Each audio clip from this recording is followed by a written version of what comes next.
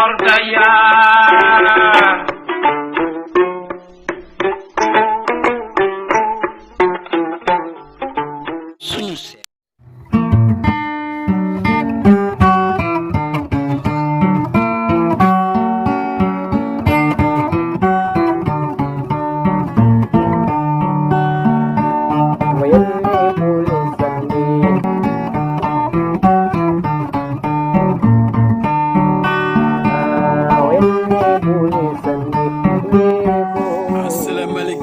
internet Duguer TV tey ñu ngi fii ci Ndayane di dëkk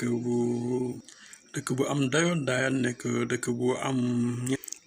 am ñaan dëkk bu yàlla baaxal la Ndayane tey fii ci Ndayane Duguer TV ñëw fii pour seeti benn boroom xam-xam bu mag di écrivain poète Alioune Badara Sène boo waxee Alioune Badara Sène waa Ndayane yëpp a ko xam souvent mooy organiser festival Ndayane bi moo koy organiser tey aussi bu ñu ñëwee Ndayane dinañu waxtaane livre Sine Sène Sérère bu Thierno Oumar Bal Thiandoum Pharaon Nep Sène bu mu bind te Alioune Badara Sène préfacé livre bi tey moom la ñu waxtaane fii ci Ndayane. waaw mbokki internet Duguer TV tey ñu ngi fii ci Ndayane dëkk histoire la avec un grand monsieur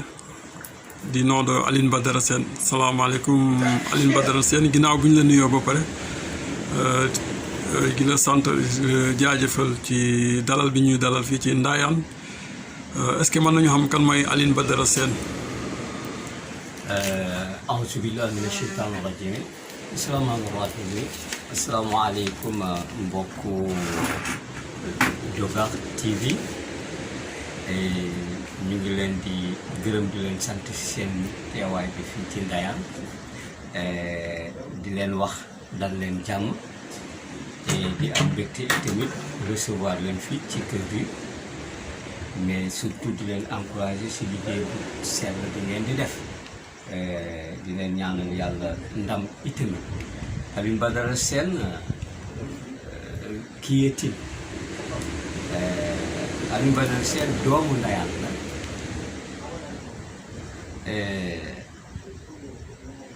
mu ngi màggee Tëngéej évidemment parce que papa moo doon liggéey Sococim waaye mu ngi jànge Ndayane bi école Armand Ndiaye bu Popenguine fii la duggee CI ba CM2 entré en 6e mu def ko Ndar lycée technique André Pétavin. Donc Alioune Badara Sène est un technicien de formation waaye foofu balaa maa sori li si particulier mooy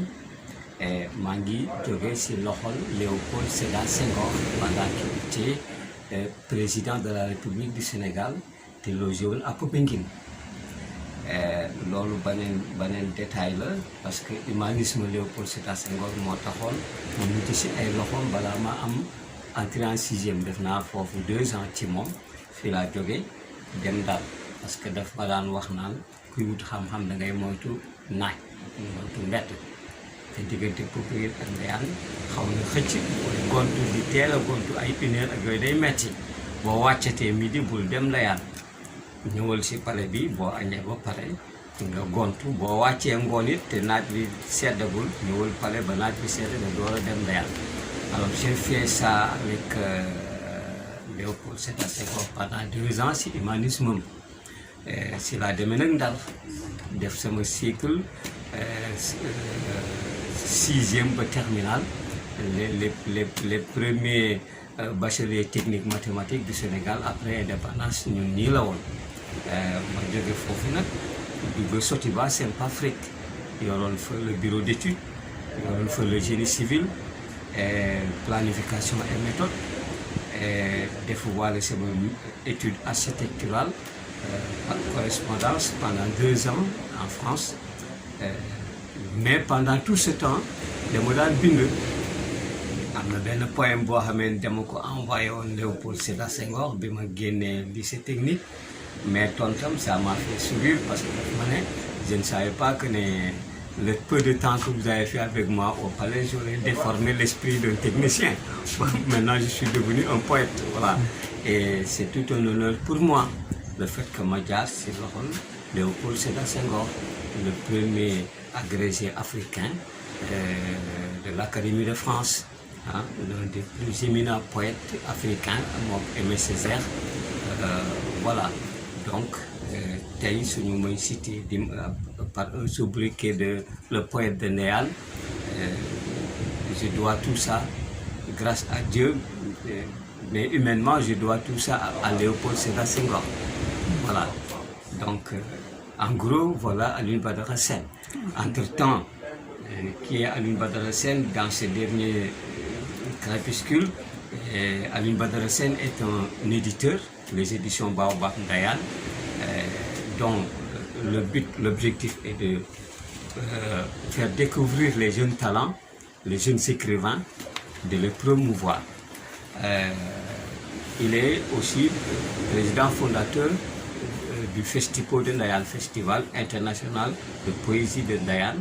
qui est à sa 10e édition, bientôt au mois de juin, du 9 au 12. Voilà, en gros, qui est Alioune Badara Sène. waaw le poète de Ndayane ñu ngi lay jaajëfal ci présentation bi c'est tellement riche. waaw ci jaar-jaar bi riche na trop. En parlant d'écrivain ñu ñëw tey ci livre Sine Sène Séeréer ci l'auteur du livre et le livre lui-même. Voilà. li mi nga tey sa loxo. Voilà. Alors, c'est un plaisir de parler de cet ouvrage, Sine Sène Séeréer. Un plaisir. Pourquoi? Parce qu'un écrivain qui tient entre ses mains un ouvrage tel que celui-ci, jamais muy souhaité s'en débarrasser. Un plaisir parce que l'auteur lui-même, Oumar Sène, sama doom baay, il est un enfant du terroir, il est Safi, mais il a ses origines ici à Ndayane. Donc, bu ma téye livre bu mel nii te image am nekk nii Oumar Sène, alors vraiment je suis honoré et c'est un plaisir pour moi d'en parler parce que livre bi ngay gis maa ngi téye ni 2e ouvrage u cet éminent chercheur en la personne de Oumar Sène. ndax ouvrage bu njëkk ba il m'a demandé expressément de le préfacer. bi ma téye nit daanaka maa ko préfacé. ouvrage bu njëkk ba bi mu ko génnee booba mu nga Canada comme bii it boobu mu nga Canada. ouvrage bu njëkk ba ñaari ouvrage mooy dugg Sénégal, benn bi man la, benn bi mu ko jagleel son ami monsieur le président de la République du Sénégal, monsieur Macky Sall. Donc ku mel nii Oumar Sène, c'est toujours pour moi un plaisir de parler de lui. Voilà. Je pense qu'en partie j'ai répondu à votre question. ma déglu bi di ñëw. waaw ci livre bi aussi Oumar Sène ñu wax ci Oumar Sène aussi mu ngi préparé benn festival à Diass. waaw te yéen aussi ngeen nar ko présider en tant que écrivain, en tant que spécialiste ci festival aussi. waaw na ngeen ko nar a préparé. D'abord li may wax foofu ci festival bi monsieur Sène di projeté mbégte bu rëy laa si am parce que c'est une grande surprise pour moi. Éminente personnalité bu mel ni Oumar Sène, recherche internationale yi muy def day dinañ si ñëwaat si les origines négro-africaines, le Safi, ses origines et ses déplacements, thème premier ouvrage bi l'itinéraire du monde Safi. Ku mel noonu mu dem ba retraité di xalaat encore son terroir, di fi créer encore un festival. Vraiment du ma man lu dul am mbégte bu rëy si un tel patriote, parce que bari na ñu mel ni moom wala ñu xaw a dem bay mel ni moom dem bitim réew sànq fàtte seeni origine, mais kii bu ko waa bitim réew yëgee compté ko mu doon fierté si ñoom c'est parce que en grande partie gis nañu ne kii il est non seulement éminent chercheur mais un homme qui est ancré dans ses valeurs ancestrales négro-africaines amul dara si fi mu jaar si àddina bi ñu ko mën a gënal le territoire Safi donc Diass. waaw aussi bi ngeen bindee livre boobu aussi demoon nga Diass rencontré chef de village yi. waaw rencontre bi nu mu demee. waaw daje boobu maa ngi profité si occasion bi aussi di nuyu waale nijaayam di nuyu waale imam ba ndaxte ñoom ñoo ma dalaloon si këram gu foofu am naa mbégte bu rëy ndaxte xamoon naa ne Oumar fa muy mujj ji kër gi dina am lu mu koy ni mu koy transformer au service de la population Safi te léegi loolu la foofu la def institut mbokkam yi nag foofu lañ ma dalaloon il y avait un jeune qui s'appelait Kadam je crois qui était là-bas qui m'avait reçu mais foofa dama fa ñëwoon pour waxtaan ak mbokki Oumar Sène contenu ouvrage bi Oumar Sène génn ndaxte ku mel ni Oumar nu bokk ko ñun ñëpp jur ko fierté bi mu doon ci suñu deret daf di fierté boo xam ne ñëpp ko war a yëg ñëpp ko war a dund ñëpp war a xam kan mooy Oumar Sène ndaxte Oumar ouvrage bu njëkk bi liñ ci mën a jàpp mooy kan mooy séeréer fan la séeréer jóge fan la jaar te ouvrage boobu li ci am solo mooy dafa traverser de grandes nations cet ouvrage nation bu nekk d'éminentes personnalités d'éminents savants nekk ci nation yooyu amul kenn ku contesté ouvrage boobu Oumar Sène génn amul koo contesté parce que bokk na ci preuve yi quand Oumar Sène faisait ses recherches il le faisait avec d'autres chercheurs comme lui donc occasion teew na maintes fois yoo xam ne waroon nañu mën a contester ses écrits mais kenn contesté wu ko parce que véracité ba la muy bind te moom nekk na un homme de principe un chercheur quand il écrit dafa koy wóor d'abord li muy bind lan la donc ci ouvrage bu njëkk bi njariñ ba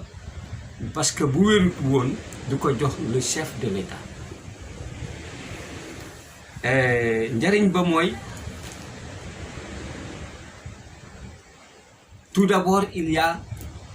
le noir tout d'abord il y a le Safi mais nan la ñuy jàppe ci séeréer bi ba mën a ànd ak moom à travers l'univers dañu gis ne tey bu ñu naan les grandes puissances mondiales ñuy citer ay Amérique di citer ay Chine di citer ay France di citer ay fu ne di bàyyi Afrique c'est une blessure boo xamee ne balaa moo wér noonu ñu bari ci africains yi dinañu décédé alors que la première grande puissance elle est noire elle est africaine ouvrage yu Oumar Sène bu njëkk bi loolu la ñu wan te dañu ànd ak Oumar Sène à travers cet ouvrage on a fait le tour du monde ci la ñu gisee ci ouvrage boobu que ni jàngkatu alxuraan yi les chercheurs autres dañu war di lëkkaloo ndax dëgg gi gennal gis nañu itamit ne Saafeen ci boppam bu ñu liiree Oumar Sène dañu war a retrouver wu waat gën a téyewaat seen bopp gën a fonkaat seen bopp ñun ñëpp ay Saafeen lañu mais suñu réer mooy l'influence occidentale elle est néfaste dans l'esprit de l'Africain parce que dafay def lavage de cerveau dafa lay pousser ci anam boo xamee ne da ngay dem ba ngay douter dootoo gëmati sa bopp doo gëm lu dul li jóge biti Oumar Sène waxul toogul fële naan c'est pas comme ça c'est pas si déedéet dafa gëstu ba xam ne la réalité à travers ce recherche mooy le premier c'était le noir c'était l'Afrique c'était l'Africain c'était le Safi ndax li tax Omar gis na ni le Safi yàlla dafa ko mooñu waale ak les prophètes que Dieu a envoyés sur terre ndaxte gis nañu ne si liir nañu ne nun nu nga jóge Màkk. Attention, nous ne sommes pas de l'Égypte. Nous avons créé l'Égypte. Et c'est un homme de lettres, un homme de culture qui vous parle. L'Égypte, nous l'avons créé. Manuloo créé ab dëkk ba pare yow mi créé dëkk ba nga nekk originaire u dëkk ba manul ne ñun fan la ñu jóge nous sommes de la Mésopotamie. Nous sommes des Sumériens, les premières nations sur terre. Là-bas, on était deux. On nous appelait des Acadiens. Acadiens, tubaab, blancs, Acadiens, noirs. Nous. Les Acadiens noirs, on nous appelait li nit du li ñuy wax léegi nit ku ñuul. À l'époque, on nous appelait les têtes noires. Les têtes noires. Léegi ñu ngi ñuy wax nit ku ñuul. Bu jëkkoon dañuy wax bopp yu ñuul yi, les têtes noires. C'était les Acadiens noirs. ñaari Acadiens yooyu ñoo fi newoon. Mais dañu gis ne tout au début avant ñu wax waxi Égypte sunu borom ba bi mu yónnee maam Abraham ne ko di faraatal nu Kaaba ga demal nga woote bul yàkkamti wooteel ndax jamono ngi ñëw diine dina wàcc ña sa bokk fii la ñuy lay dëggal seen diine ñëw ak Màkka gi si la demal di faraatal ma Kaaba mais maam Abraham ba muy woote kenn wuyu kenn talu ko kenn lijjantiwu ko sax benn xeete ñëw jàppale maam Abraham si liggéeyaatu Kaaba gi ba mu pare. waaw maam Abraham dal di ne suñu borom mission ba nga ma sante woon pare naa si waaye dama bëgg gërëmal ma li may woote yëpp ak coono ga ma sa daj benn xeete ma wuyu si nga ñaanal ma leen ba àdduna yu tukki duñu torox muy le Safi. kon nun balaa noo wax waxi Égypte balaa noo wax waxi feneen dañuy wax nun fa nu jóge ba pare ay waa Màkka la. La Mecque était habitée par des Noirs. Nun waa Màkka la. Donc gis nañu ne ak Abraham yàlla boole na Safi bi ak Abraham yàlla noonu la boole la Safi ak xeetu yonente bu suñu borom wàccee si suuf. La preuve non moo waraloon mbëndëma le déluge. Nooh dafa woote yàlla daf ko ne wooteel di nga sonn nag wooteel ñe la wuyu si du bare waaye wooteel dama la fi wàcce pour nga woote mais ba Nooh woote ba sonn na ñàkk a wuyu si matul téeméeri ni ay junni at matul téeméeri ni suñu borom ne Nooh defaral gaal te nga bàyyi woote bi ñi la waroon a wuyu si nañu nii lañu toll ñese des nag dama leen di alal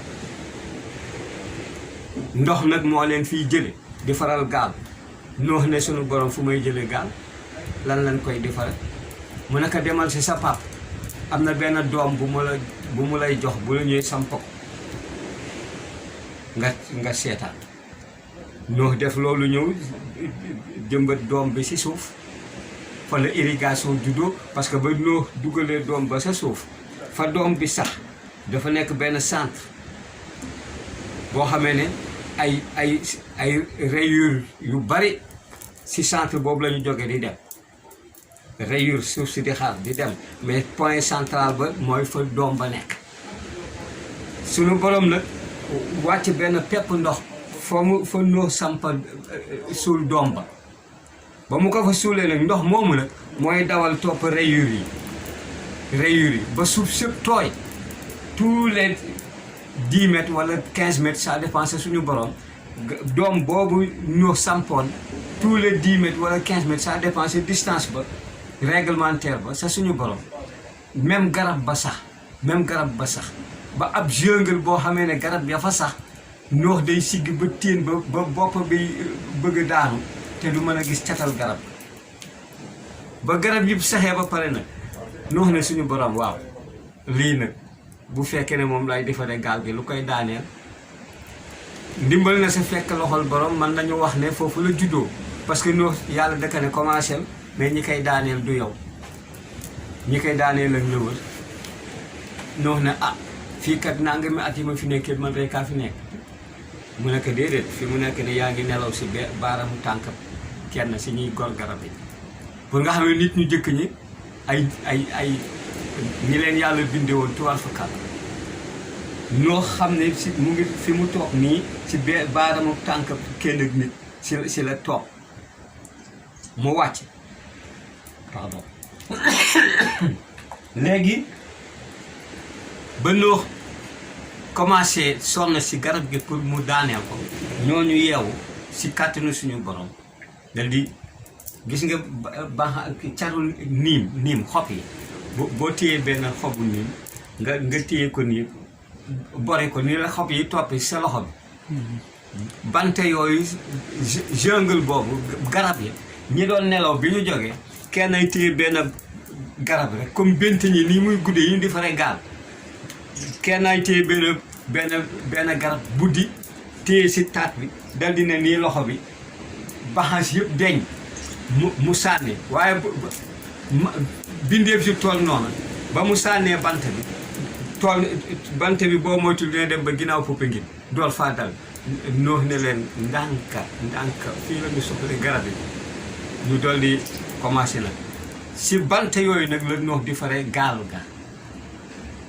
mu di faree gaal ga def ko ay étage suñu borom ne noox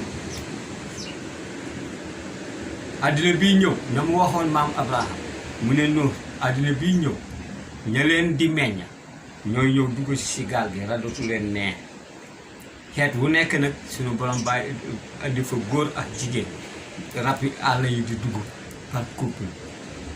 rab yi àll yi di dugg par couple benn rabu àll desul rabu àll boo gis tey fii xamal ne sa gaal ak ñoox nga bokkoon na sa maamam dugg sa ñëw léegi nag taw bi suñu borom ba wàcce taw bi mu di la ko tawal ba gaal ga noo fabriqué woon commencé nag tëmbal waaye nag dund ab yonent taxul nga gëm yàlla de dund ak ab yonent taxul nga gëm yàlla de kon yàlla du yónnee yonent jabaru noo bokkul woon sa ne toppaloo sa gaal ga noo daj na lu ne yàlla nekk kii ba ngay woote wuyu séewu la doomi noo bokkul sa ñu dugg sa gaal ga noo daj na lu ne doom ji nekk dama àndaa ma yaay ji ne noo tunda wàlla maa ii mbënd mi mëdd tund ba soxna sa des fa mu wax doom bi gaal googu nag ña fa duggoon nag meññenu nun ñii waaye nag du ñëpp a duggoon sa gaal ga am na ñoo xam dañu dugg si gaal ga dem am ñoo xam dañu jaar kaw gis nga ñu jaar kaw googu nag ña jaar kaw ñoo dox ba neexu ñeet si suufas Égypte booba saafi yi ña nga sax te saafi yi yàlla def leen mel xam-xamu suuf agriculture ak xam-xamu asamaan astral ba nu ñëwee ba agsi si dex boo xamee ne dex gu ñuy wax la Niil seen xam-xam may leen ne suuf su barke ngi am nag ñu des si wàll gi am ñu jàll wàll gële le haut Nil et le bas Nil ñooña fa des nag boo déggee tey étudiants yi ñuy parler de la plus grande civilisation africaine égyptienne saafi yooyu ñoo ko créé ce sont les pharaons Sène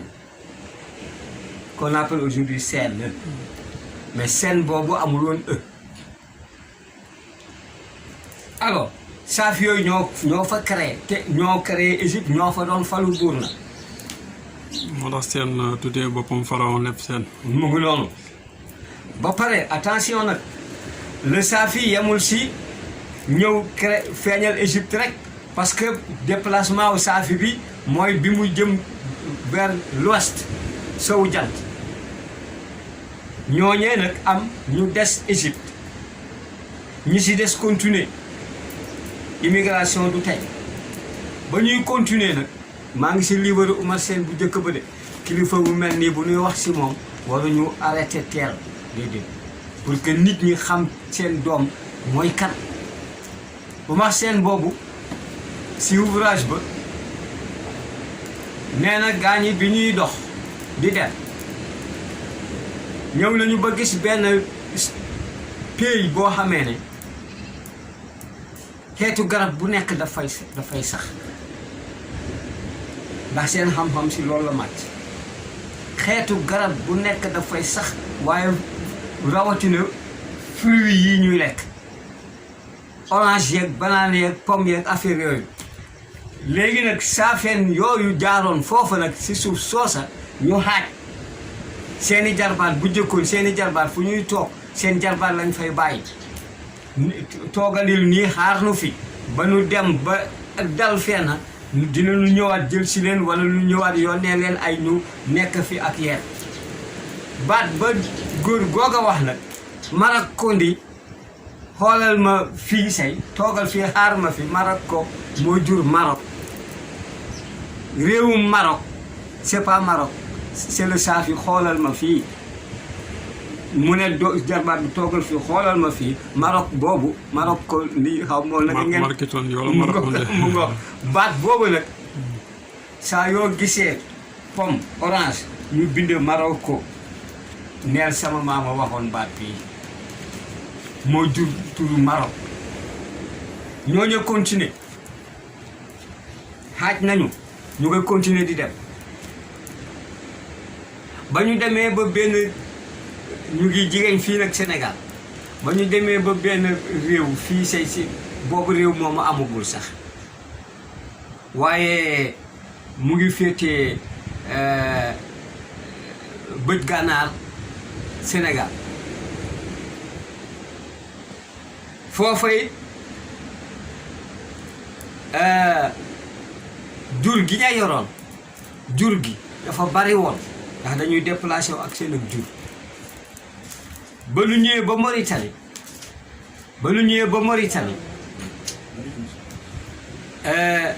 ña yoroon gétt ga bal ba lu ñëwee ba Mauritanie borom jur ya am ñu ne seeni jarbaat yéen xaaj leen ngeen des fii ak gétti nag yi gétti nag yéen ñiy saafeen bëggoon naa ngeen wax ma ko mooy nag naka lañ kaa waxee si saafi géttug nag en tout cas baat boobu moo jur gànnaar c'est pas gànnaar gétt nag waaw géttug nag mu ngoog ñu déformé ko nag ñuy wax gànnaar donc Safi bi resté Mauritanie ak ay juróom seeni nijaay continuer te gis nga yàgg ba ñu yàggoon ak yoon ci Yàlla noo fa ñu doon di fare gaal ga tundewo mu ngi tuddoon Sinca séréeri saafeen yi jóge woon foofa am na si ñoo xamee ne pour bëgg seen cosaan bañ a feeñ am na si ñoo xamee ne dëkk bu ña dem turu Sinca ba dañu ko faa tudd Sinja gi ngeen jële oto léegi Sinja c'est pas Sinja c'est Sinca foofa la jóg te nasaraan yi xam ne ay sàcckat lañu fenkat ya nganda lañu ñu jël baatu Sinca bi parce que fa la ñu wax doon fabriquer gaal ñu jël ñu inspiré wu sa tundawa tur wa lu ñuy liggéey lu ñu tudde loola chantier foo jëm mooy damay dem chantier ba waay inspiration ba sa tund Sinca ba la jóge tundoo moo tuddoon Sinca fooy liggéeyee lu mu rek nga yow foo am chantier maa ngi am chantier Kignanbour foofa la jóge donc Sindia gii c'est pas Sindia c'est Sinthiou demal Casamance ils disent pas Sindia ils disent Sinthiou tund woowa toute l'Afrique est Safi ci gàttal toute l'Afrique est Safi loolee mooy ñi jóge woon foofu nag jëm sowu jant mais am na ñoo xam ne dañu jóge foofu jëm kaw mais ñooñu jóge foofu jëm kaw pendant que le monde sérère était en plein apogée am na si ñoo xam ne xam nga ban suuf la ñu découvrir suuf si ñuy wax tey la première puissance mondiale l'Amérique ça fait ko découvrir booba la puissance technologique dañu ko maîtriser ba soucoupe volante yii le séeréer yi dañ si daan dugg di def seen investigation ci biti si la ñu dem ba tiim suufu Amérique xam-xam bi leen yàlla may bi ñu tiimee suufu Amérique dañu waxtaan seen biir ñu wàcc di def suufu Amérique à ras ba ñu gis ne réew mii fa àddina yi mujje ñi koy yëlif fii la ñuy ñëw booba technologie le Safi l'avait en main les marins là missiles yi ñuy torpiller yi ci biir géej le Safi l'avait déjà le Safi l'avait déjà construit ñuy dem ci seen immigration seen déplacement l'Angleterre le Safi a fait là-bas am na am réewu footballkat yoo xamee ne si tubaab bi te seen santé seen la le seen Danemark noo ko créé noo dama ne la demal nga gëstu jee doom nun noo Safi na créé foofa c'est le Safi qui est là-bas am na ay pierres yu mag en Angleterre qu'on appelait bi ñu jàng histoire pour que ñu les dolmans tout ça là ça c'est le Safi donc ouvrage bu mel noonu doomu nit ku ñuul bind ko ñu ne fan la kooku dëkk ñu ne Sénégal ce Oumar Sène là dañu waroon dans les lycées dans les collèges à l'université ñuy am ay sciences de travail de conférence sur cet éminent chercheur te ba léegi bàyyiwul donc voilà des ouvrages yoo xamee ne contenu bi jàngalekat université yi dañ si war a am accès am lu. waaw toujours avec Moussa Sène ñu àggali rek fu ñu yemoon sànq ci festival bi. donc comme ni mu ko waxee bon je vais travailler avec Thiambar étant donné que ñoom yàgg nañ ci organisation beeg yooyu te ñu ngi si ñun 10e organisation pour le festival international des pays de Ndayane donc je vais travailler ak Oumar ñu liggéey vraiment ñu xool comment on va faire parce que loolu moo ci gën a am solo comme ni ko kii wax président bu ñu xamee tant de jours la rek après nañ mën a def lépp dinañ mën a quantifier def hébergement bi xool hébergement bi ni muy demee donc restauration bi tout ça après on va faire un bilan après bu ñu defee bilan bi après jox Oumar après mu jox ko Oumar Sène je pense que bon loolu moo ci desoon bi mën a wax li ci des yëpp presque directeur président wax na ko donc ñu ngi leen di gërëm di leen sant ba beneen yoon bu ñu tasawaatee. waaw ñu lay remercier bu baax Moussa. merci. waaw mbokki internet Dugar TV tey lii lañ leen indiloon fii ci Ndayane ko Alioune Badara Sène waxee rek ñu waajal festival bi war a am Diass donc festival Pharaon Nebou Sène mi nekk festival culture Safin yëpp surtout DGR TV, Dugar TV. D'ailleurs étranger dans l'intérieur du pays surtout waaw mbokkaa ci baax na tungo Dugar TV wax ndax ci ngo Safin boobi yaren du bu baax boobi gidan du boobu santé du bu baax di woolu rek anike Dugar TV na du di leen wax aussi merci d'avoir choisi Dugar TV waxtaan bi neexoon na trop machallah partagez leen vidéo bi ngeen aimé ngeen cliquer ci cloche bi après avoir abonné surtout merci